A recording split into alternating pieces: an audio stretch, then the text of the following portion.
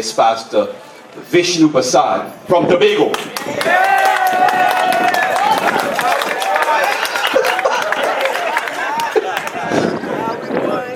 And the other pastor is Pastor Andrew Chichester, who is the president of our association. And he is pastoring in the West Berbice district, the Demerara Berbice district. And I can tell you this man has a true heart for religious liberty, and he has a wonderful testimony he's going to share with you, and he's going to be supported by Brother Forbes Rhodes, one of our other elders and religious liberty leaders of our Shiloh Church in Georgetown. Good afternoon, everybody. This I think I would refer to this as a bridge building experience or initiative. Let's say the lady's name is S. What is the name of the lady again? S. That's good enough for here. Some years ago we baptized S. She's East Indian. Is East Indian for now. And so she was baptized by us after 3 weeks of campaign. She came out of the Pentecostal church, a very active member in the Pentecostal church. Someone who was very liberal. She possessed reasonable wealth, and so for them she was an important member. So her baptism caused some chaos and confusion. She joined the church and she was actively involved in the Adventist church, but for some reason or another, she ended up going back to the Pentecostal church. It was not an easy experience for us. We would visit regularly, but that's as far as it got. It so happened that S got sick and subsequently died. That was very, very painful. All right, she subsequently died. As a church, we provided all the support we could have provided. She lived in a community that is predominantly East Indian. 99% of them, Pastor, they're Hindus. The little 1% is Muslim.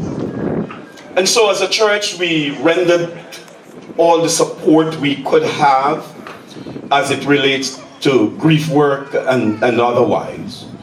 On the day of the funeral, well, the family wanted the Adventists to do the funeral, Pastor Dottin. But the Pentecostals, they held on to that. We have to give her her last rite. I attended the funeral very late that day. It's not deliberate, but it happened. When I got there, the sermon was over, and they had some time before they got to the crematorium, because she had requested cremation, even though she was a Christian. Because of our relationship with the family, they allowed me the privilege to talk for about 10 to 12 minutes after the service. And in my mind, I think it was a blessing in disguise. To God be the glory. That was really the message they needed at that time. And after we were through and they were preparing to leave for the crematorium, the pastor from the Pentecostal church slipped over to me and said, "Boy, I'm busy, I gotta go back to work. and can you go to the crematorium and do the final thing there?" Really and truly, well, I thought that his concern was a good one, but then we subsequently learned that they were not sure what to do at the crematorium, and so they backed out and left me in what the guys call a monkey suit. I mean, I was not prepared for that, but at the same time, you have to pray and ask God for guidance. I went with the family. Well, I thought that the crematorium that they were going to was just like 5 minutes drive away, but they ended up on the east coast of Demerara, which is like half an hour drive from the home. My wife and we drove along with them, and when we got there, I they said, well, Pastor, this is your time. And so I'm not going to do a committal at the crematorium, Pastor Dottie. It was my first time. I took the opportunity to have the family come together and use that opportunity to share some very strong instructions with them. Encourage them to stay together and support each other and these kinds of things. She was a good woman, even though she left the Adventist church. No big deal. And so she was cremated, and that was it. The next evening, her husband, her son, and his wife came to our house to say thank you, because for them, they needed support at that time. And in their minds, the Pentecostal church forsake them. And I felt very good about it. And for the husband, his words to me were, Pastor, well, you are my pastor. Even though he's not an Adventist yet, you are my pastor and the Adventist church is my church. Last week, I was doing some random visits in some of the congregations before going off to the one that I would preach in. 6 churches, of course. And as I got to that particular church, I saw a man dressed in a strange way. An East Indian man in a long boots, weather boots, because it was raining. And when I looked carefully, it was the husband of Sister. I was so amazed. I went over to him and hugged him, and he hugged me and he said, Pastor, this is my church. This is where I'm gonna be. And brethren, trust me, we would have baptized hundreds, and that particular individual, that family, that one soul is of vital importance to the church. It is creating an opening for that East Indian community where there are no Seventh-day Adventists. We see that as a major bridge building initiative. We pray that you pray for the members, the people in the community of Dundee and the community of Little Abari. Remember these names, that God would break down barriers and open doors and create ways whereby people can accept Jesus Christ before it's eternity too late. God bless you. Thank you very much, Pastor Chichester. I worked with an electric company in Guyana. June 10th of this year will be 25 years I'll complete working with them. Sometime in 2003, I was enrolled for the diploma program in mechanical engineering, because I'm a mechanic by profession. And so before we got to the university, the training officers called us and he said that you're not working on Saturdays and so you can't go. Well, we had a strong dispute. We had a great problem. I went on and I enrolled and do what I had to do while he's getting his act together. I'm praying to my God. And so it went on until, well, back and forth letters and calling me to the office, until one day they brought a drawing to the workshop for us to build a pole stand for a truck so that we can carry this large 45 feet pole. We have the wallable poles there, so we would put them on that truck. So the drawing came with a problem, and we had some expatriates who were then running the company. And so he said, we have a problem here. I can't figure it out. And so I asked him to see the drawing. And when I saw the drawing, I said, indeed, there are some flaws here, but we need to fix it. Yes, fix it. And so I went on and I fixed it. You fixed it. Yes, I fixed it. I think that is what saved me. You go on. I fixed it. Yes, sir. And he was proud of me. And he asked how long I was working with the company, and I did express that. And I said, I have a problem. And he said, what is your problem? I said, I want to go on to school. I've been failing some subjects, and so this training officer felt that I should be out of the company because I failed.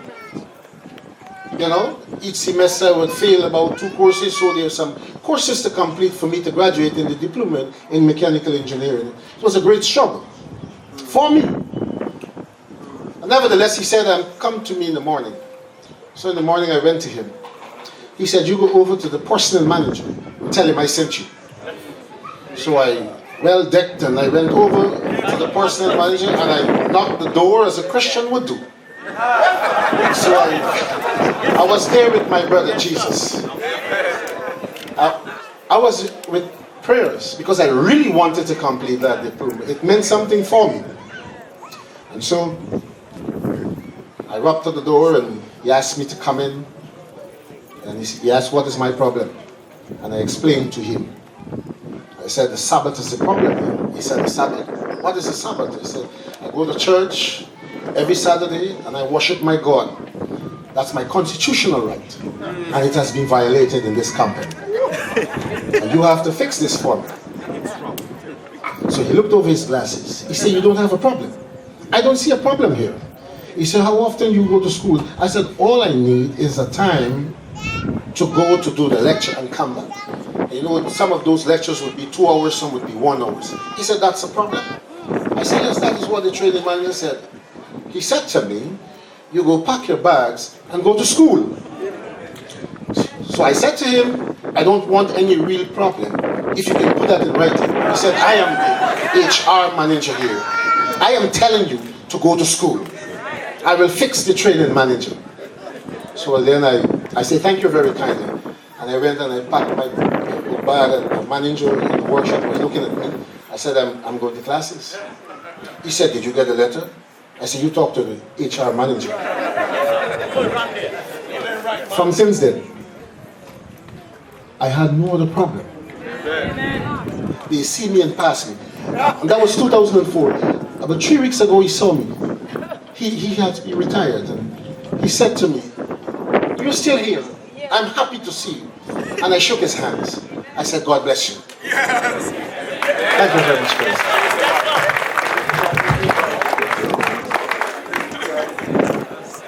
Sing, Pastor. Thank you, Pastor. Chichester and Brother Rose, Elder Rose. As part of the package, we have 2 other testimonies, and they're going to come to you. One will be from Dr. Barbara Reynolds, who's the Vice Chancellor for the University of Ghana of Academics, and which will be followed by Brother Fenton Park. Let's welcome them as they come.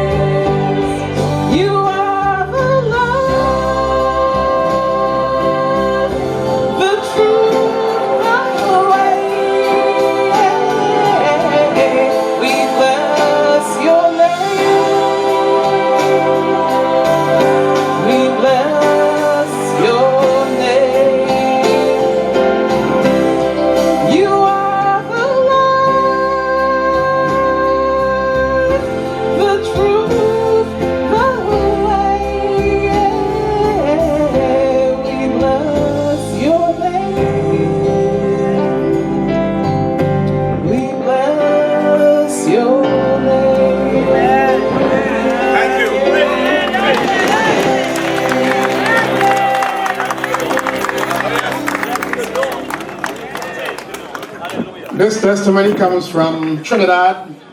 It involves the spiritual Baptists. One of the leaders of the spiritual Baptists, by the name of Hazeland de Pisa, and she's not just an ordinary Baptist, she has a doctorate in education, and she teaches at the University of the West Indies. But she's connected with a church in Cuba. So there was this day when a man with a backhoe, you know what a backhoe is, came and broke down the Baptist place of worship, destroying all their furniture and so on. And so they were very distraught, they were very sad and so on. And it came to the attention of Seventh-day Adventists through the PAL department. So I then contacted Dr. Dutton, who is here and can verify the story. We journeyed up to Cuba, and we were able to speak with Sister Anne de Pisa. She was very distraught, and the other Baptist folks, they were very sad, they did not know what to do. And we gave them consolation. Was that a good thing to do? Certainly. They were very encouraged. The next day we saw in the papers, Seventh-day Adventist supports Baptists. And of course it was good news because it indicated that we were there to lend them some kind of moral support. The origin of the story had to do with the fact that they were given a parcel of land by the government. It was quite some time ago. But this man, perhaps either he was intoxicated or he was bribed, we don't know, but he broke down the Baptist place of worship. I must let you know that in Trinidad there are other authorities who are concerned about social justice. David Abdullah is one such outspoken person, and in fact one day we saw him there. So we went, they erected a little tent nearby the broken down structure, and Dr. Dutton was able to speak with them at length and help them to understand that in spite of their difficulties, there are those who are willing to support them. You may not know that some years ago, the spiritual Shouted Baptist ordinance was revoked because at one point in time it was illegal for Baptists to have any kind of services. I remember distinctly, I was quite a young fellow, I must have been 10 or 12. The Baptists would keep services at the various corners in Port of Spain, Henry Street and Charlotte Street. And I remember distinctly one night somebody shouted, "Police!" And everybody scampered, you know, candles fell on the ground, flowers, vase and everything and so on. So that there were times in Trinidad when the Baptists were persecuted and harassed. Fortunately, through the ministry of Albert Gums, and that quite some time ago, the Shouted Baptist ordinance was introduced, and so they were given some measure of freedom to worship. But I should let you know, at the time when they were hounded down and beaten during the night, the next day they will receive treatment from the Adventist Medical Center on Mokorapo. Isn't that wonderful? Over time, we have invited the Baptists to various programs. I remember distinctly they came at the Kurep Church under the ministry of Pastor anyway, his name will come to me now. And they came to the Adventist Church in droves. More than 60, 70 of them, and they felt quite comfortable. Not very comfortable because they were all dressed in their regalia and their heads were tied. You know Baptist dress. Do you have Baptist incentives? No Baptists here? Well, they wouldn't quite understand what I'm saying. Anyway, the point is we have been making, as a result of that Cuba incident, very positive impact on the spiritual Baptists. Isn't that good news? And so the clerks went to the courts in Port of Spain, and the result was that the man had absolutely no right to break down the structure. But the point is, we were able to give the spiritual Baptists the book's great controversy. And the latest information is that they are still reading that book. And Dr. De Pisa, who is a spiritual Baptist, has since visited a number of Seventh-day Adventist churches. And she met with Dr. Morgan, Henry Morgan, rather, the Attorney General of St. Vincent. And the spiritual Baptist was told by Mrs. Morgan that Mrs. Morgan's mother is a Baptist, and they embraced each other. To cut a long story short, the Seventh-day Adventist Church, through the PAL department, has been able to make a very lasting impression in the Baptist community. And they have invited some of Adventist speakers to preach on their Emancipation Day. Now that is huge. Emancipation Day in Trinidad is a very important national day. In fact, it's a holiday. So the point is that Seventh-day Adventists have been able to make a tremendous impact on the Baptist community, and we have no doubt in the not too distant future, after they have read the book Great Controversy, they will make a very positive decision for Christ. What do you say? May God help us as we continue to work with the Baptists to make a very good impression.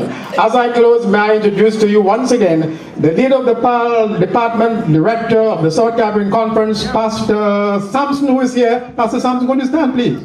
Yes, he's raising his hands. It's interesting, we have a Pastor Sampson now, and the last leader was Pastor Moses. So God has taken us through the Bible with some very powerful leaders. God bless you.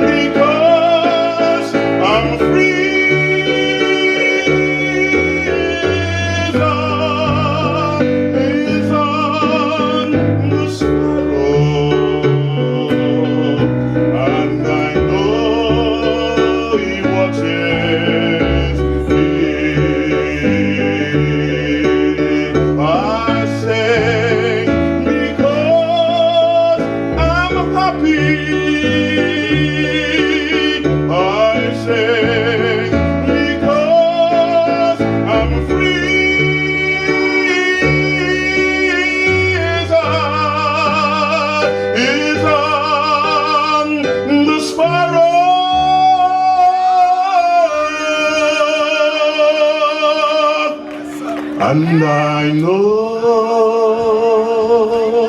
He watches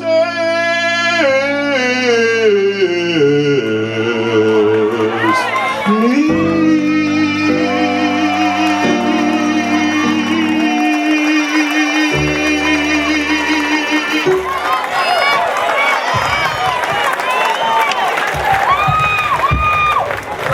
I want to say thanks to the Guyana contingent for all they did this afternoon, the testimonies and the special music that were rendered. Let us give them a round of applause again for their testimonies and music this afternoon. So thanks to them for blessing our hearts this afternoon.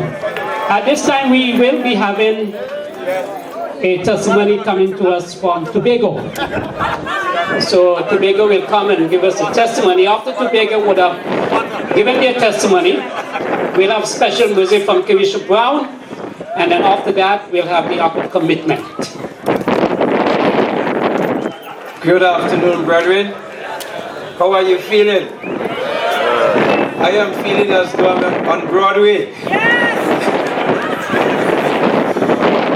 We want to... No, that's the feeling. We want to, on behalf of the Tobago Mission of SDA, express our sincerest thanks and gratitude and appreciation to the leadership of the South Leeward Mission. Pastor James, where are you? Costumer.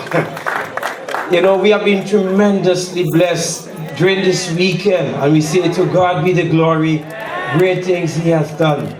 You know, the price of freedom is eternal vigilance.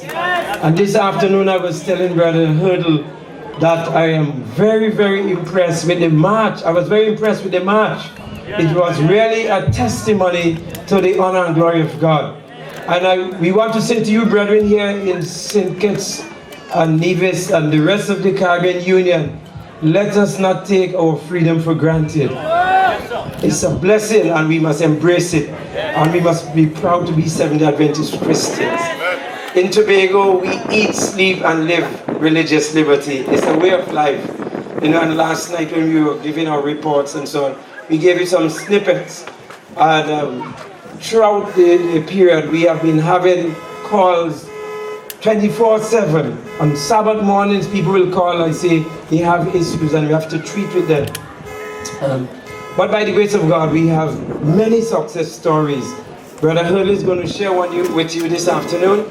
But permit me to let you know that we have a very strong organization, association, and we want to encourage every field to endeavor to get a strong association because it's a telling blow in the arsenal of Satan.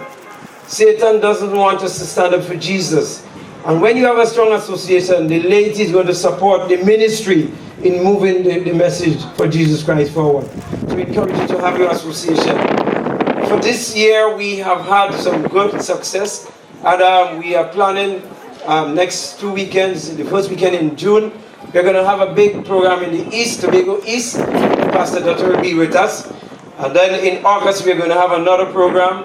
August, the second Sabbath in August, and the last Sabbath in August, we have 2 programs. And of course, in September, we are going to have a crusade, a public affairs and religious liberty crusade. And we got the inspiration from South Carib, the Aruka Church, and we're going to build on it, okay? And we have started to prepare already for the crusade. And of course, in November, we are going to have our PAL convention, a big convention. We are hoping that Pastor Dutton will be with us. And to conclude the year, we are hoping to have our PAL dinner on December the 29th. No, that's men's ministry. He's asking me about the march. We are going to have a march also in June, but it's not going to be a big march. It's not going to be an island-wide march. He was asking about men's ministry. Men's ministry is in November. But suffice it to say that this afternoon, Brother Jesse, who is the public relations officer of our association, he's going to share with you what God has been doing in the Tobago Mission and how we have been standing up for Jesus and giving honor and glory to His name. So keep the faith. God's blessings to you. Continue to wave the banner of Prince Emmanuel high and ring the bells of freedom. God's blessings to you. My name is Jesse Hurdle, and the word hurdle means obstacle.